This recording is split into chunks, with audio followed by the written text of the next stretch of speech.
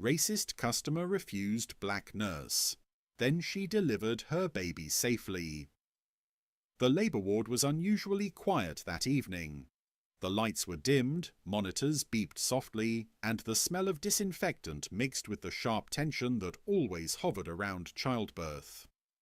Nurse Aisha Reynolds checked her chart as she walked down the hallway, her steps calm and practiced. She had been a nurse for 9 years. She was good at her job, very good, and she knew it. When Aisha entered room 312, the woman on the bed barely glanced at her before stiffening.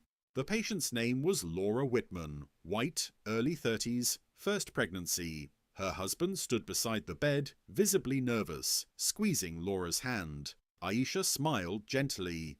"Hi, Laura. I'm Nurse Reynolds. I'll be taking care of you tonight." Laura's smile vanished. She looked Aisha up and down, then turned sharply to her husband. "No," she said.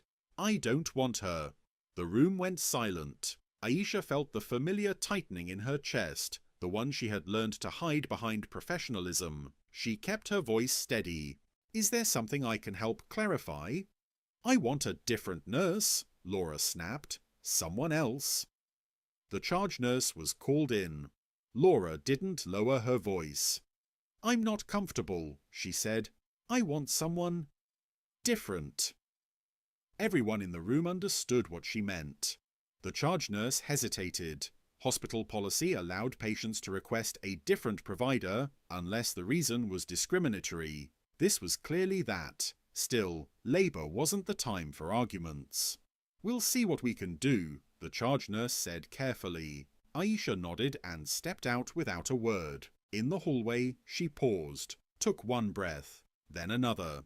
She had worked through slurs, assumptions, and sideways looks before. She had been mistaken for janitorial staff, asked if she was really qualified. But this still hurt, because she cared. 10 minutes later, the charge nurse returned.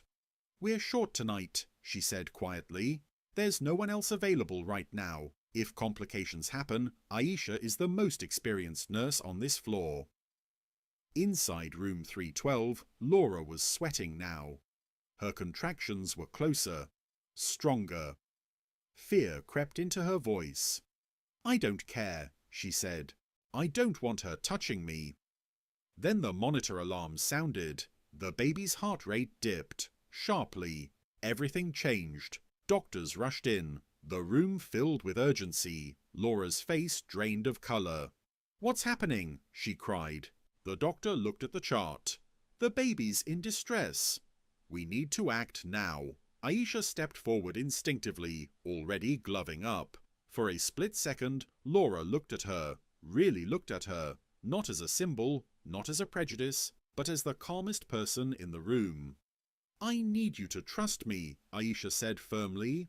"Right now." Laura hesitated. Then she nodded.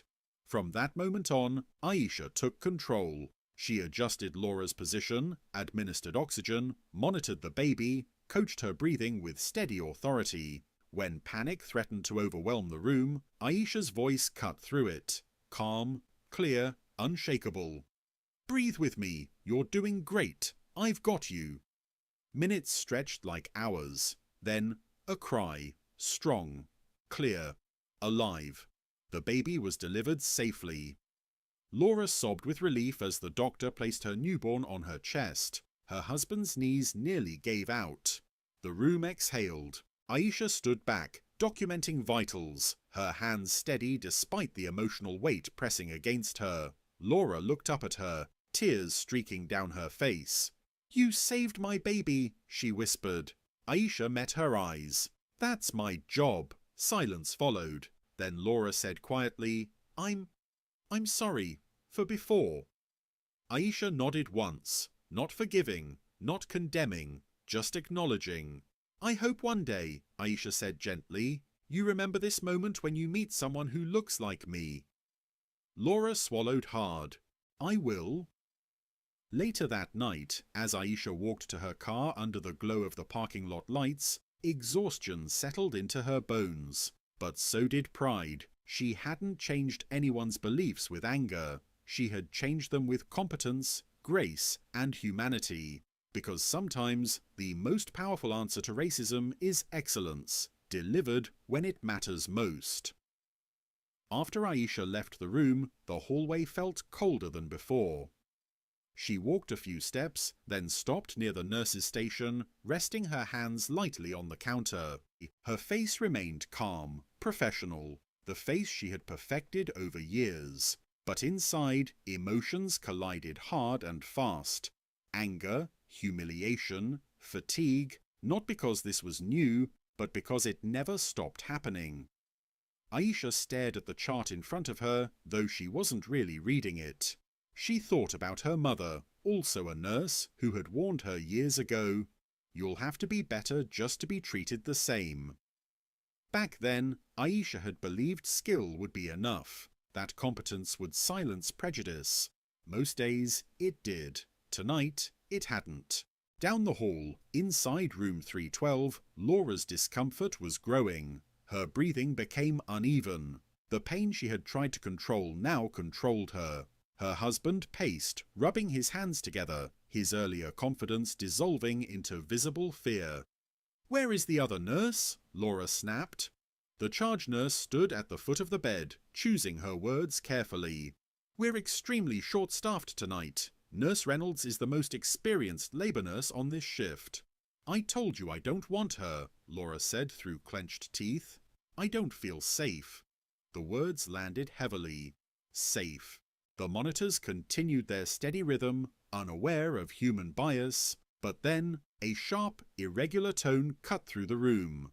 The baby's heart rate dropped. The sound was unmistakable. The doctor looked up immediately. "That's not good." Laura's eyes widened. "What does that mean?" "It means the baby's under stress," the doctor replied. "We need to intervene now." Panic rushed in where prejudice had been. The charge nurse didn't hesitate anymore. She pressed the call button. "Get Nurse Reynolds, now." Back at the station, Aisha heard the alarm before anyone called her name. Her training took over instantly. She grabbed gloves, checked the medication tray, and moved. Fast, focused, unstoppable. There was no time for hurt feelings now.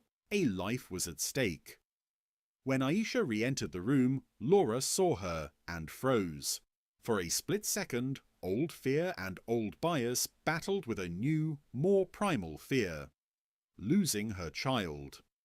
Aisha stepped closer, her voice firm but controlled. "The baby's heart rate is dropping. I need to help you change position and get oxygen on you right now." Laura shook her head weakly. I don't know." The doctor spoke sharply. "We don't have time." Aisha met Laura's eyes. There was no anger in hers, no judgment, only clarity. "I need you to trust me," Aisha said. "Not because of who I am, but because I know what I'm doing." Laura's hands trembled. Another contraction hit, stronger than the last. Her husband squeezed her hand, desperation written across his face. "Please," he whispered, "do it." Laura nodded. That single nod shifted everything. Aisha moved with precision, adjusting monitors, positioning Laura, administering oxygen, calling out vitals with confident authority. Her voice became the anchor in a room spinning toward chaos. "Breathe with me, in through your nose, out through your mouth. That's it." The baby's heart rate began to stabilize. Slowly, but enough. The room's energy changed. What moments earlier had been rejection now became reliance. And Laura realized something terrifying and undeniable.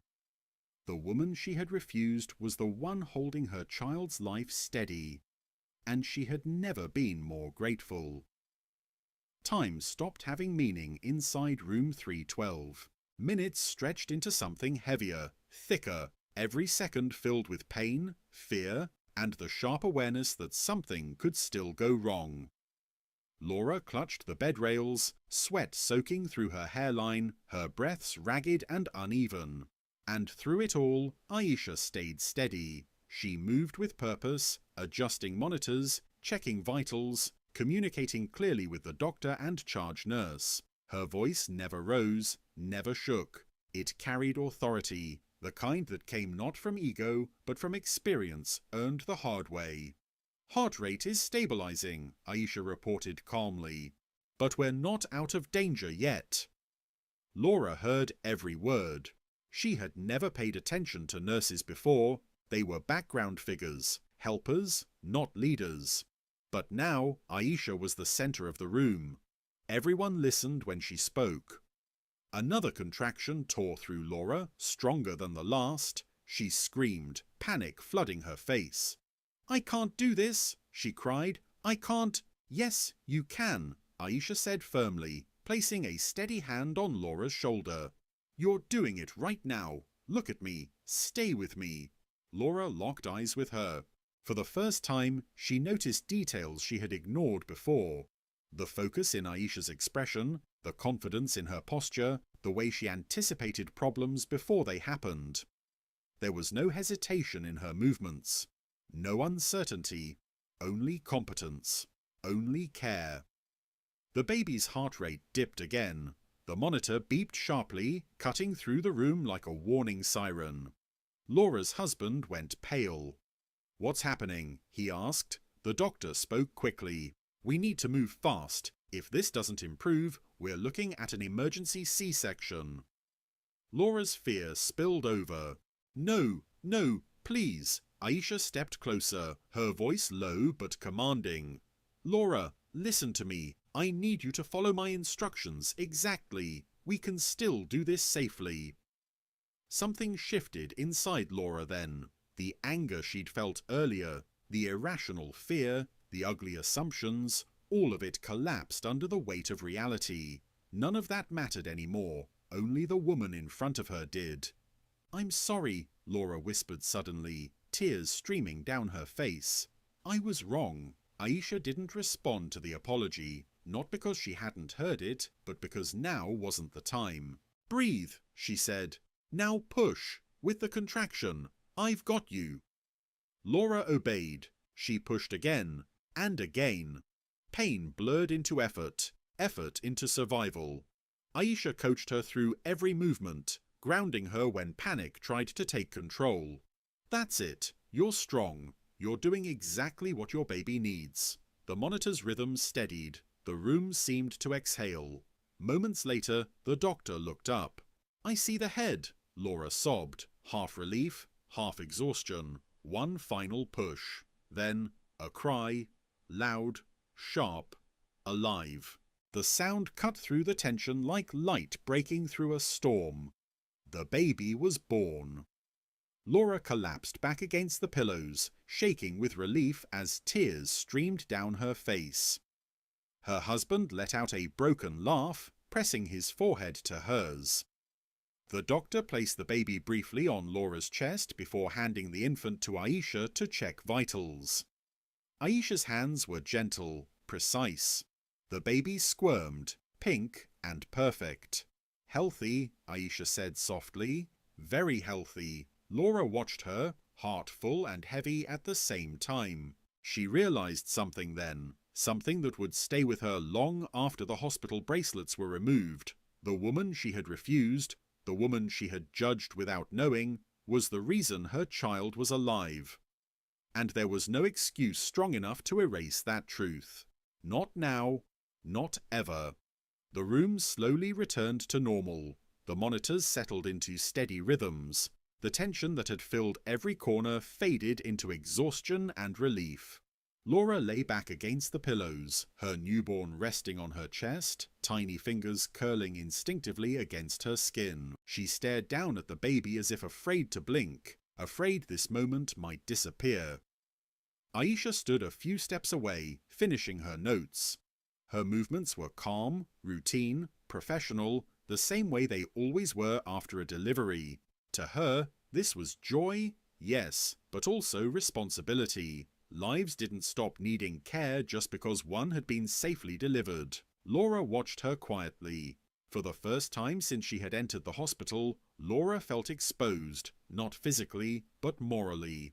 There was nowhere to hide now, no excuses, no misunderstandings to cling to. "Aisha," she said softly. Aisha looked up. Yes, Laura swallowed. Her voice trembled. I need to say this out loud. What I did, what I said earlier, it was wrong.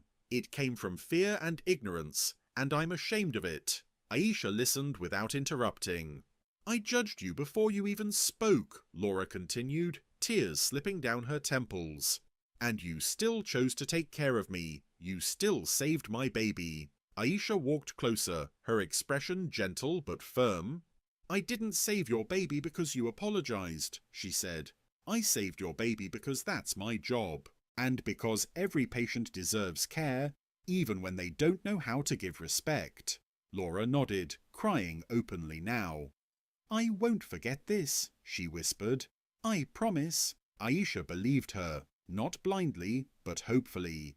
Change didn't always come from lectures or arguments. Sometimes it came from moments people couldn't erase.